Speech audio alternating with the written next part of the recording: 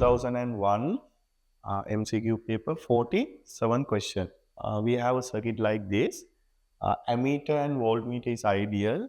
Yes, you know, voltmeter ideal means internal resistance is infinite, then no current through it, then no current through here, right? Ammeter ideal means internal resistance is 0, right? No voltage drop through it, right? Then whatever the current start from the positive terminal moves through the resistor and goes there, and that current goes through the whole resistor. Doesn't matter where you keep the uh, P key, right? It doesn't matter.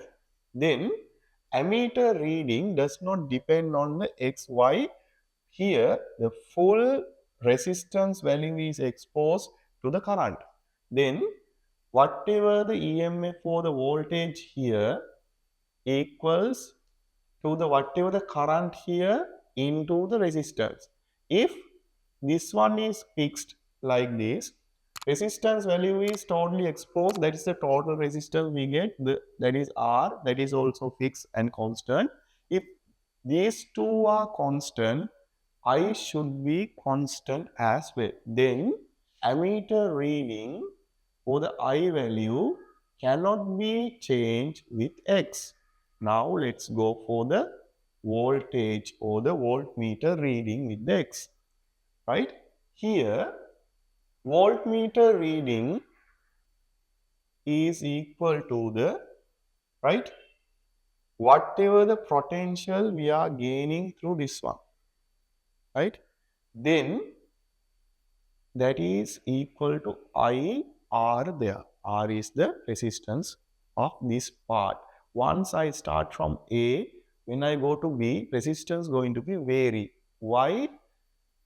Resistance rho L divided by A. Then voltmeter reading I, L here the length changing as X. Then I constant, rho constant, this one constant, the whole thing comes as constant.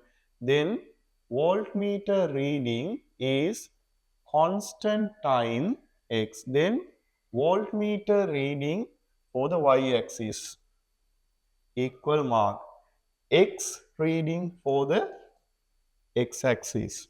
Then constant mean this should be y equal mx type, which should go through the 0, 0 point like this. Then our two graphs comes like this. Answer is 1 for this question.